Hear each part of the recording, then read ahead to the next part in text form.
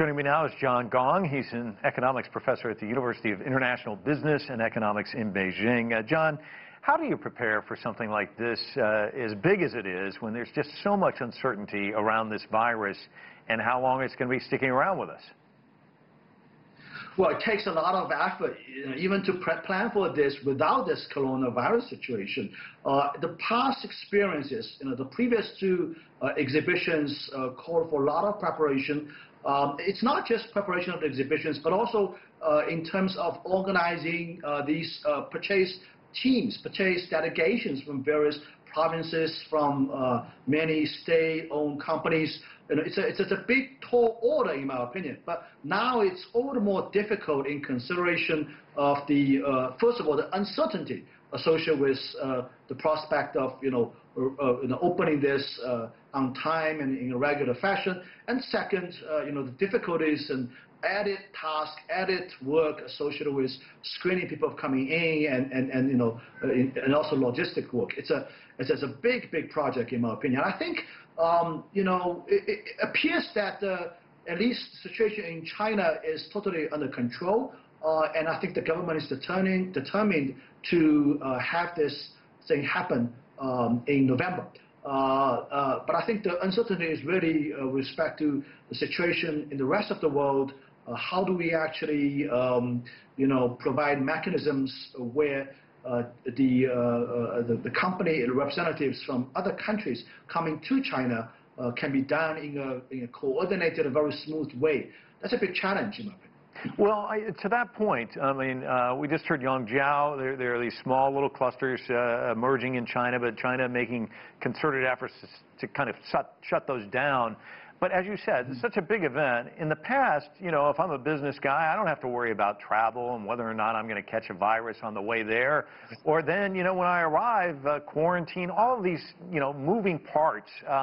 These are things companies hoping to sell their products never had to think about before. And the government never really had to worry about. So talk about that equation as well. I think we have to be creative. And we have to be flexible and coming up with innovative ways. One thing I can think of immediately is that we have this very reliable test, right? How about letting people pre-test these things before getting onto the airplane, such that they don't have to go through the quarantine period. That's one way of doing things. Second, I think there might be chartered flights to take people from Europe, for example, from North America to China. So, I think the bottom line is that we can't do things as usual. Got to be creative, got to be thinking of ways to get around this problem. I think, one thing we can say about the Chinese government is that it is very experienced at these, and also quite effective and efficient to contain any small mini outbreak, if that's going to happen. We see that happening in Beijing, and it's been totally under control. We see that it's currently happening in some remote place in Xinjiang, and also isolated spots in northeast China. And all of these things are being tackled in a very organized, mechanized way. We have a system of how to deal with this, via contact tracing and other very effective methods. By and large, the rest of the economy in China hasn't really been affected. I mean, even looking at the mini outbreak in Beijing, it slowed the economy down a little bit, but it didn't affect China's economy in a material way. And we haven't seen this, festering to other regions. So I think we have come with, proven methods to deal with this. So I'm still confident that even if the situation in North America, in other parts of the world, in the southern hemisphere, haven't really improved, we can still be able to go ahead and open this CIIE thing as planned and on schedule. And it's such a big event. But talk to me about that, because you already went there. International trade, so important. But when you look at countries the U.S. and other countries and their trajectories. I mean, let's take New Zealand, for example. They got a handle on the virus. They seem to be kind of moving ahead, much like China. But the U.S. has so many hot spots, no real signs of the country turning the corner on this quickly. So naturally, that's going to impact imports and exports, not to mention the friction between the United States and China right now. So some countries better positioned to get back to trading, others not. Talk to us about the landscape.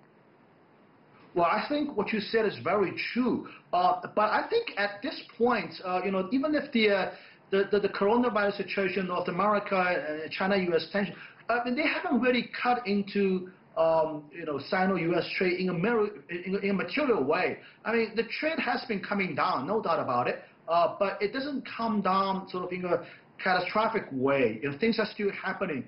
Trade is still happening. Containers are still moving.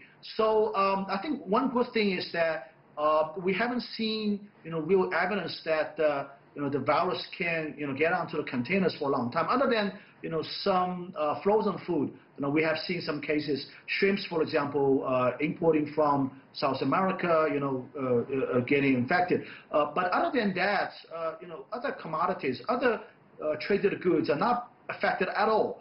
That's a blessing, in my opinion. I mean, if that's affected, that's going to really shut the world economy down. But so far, that's not happening. I mean, look at the trade statistics in the second quarter.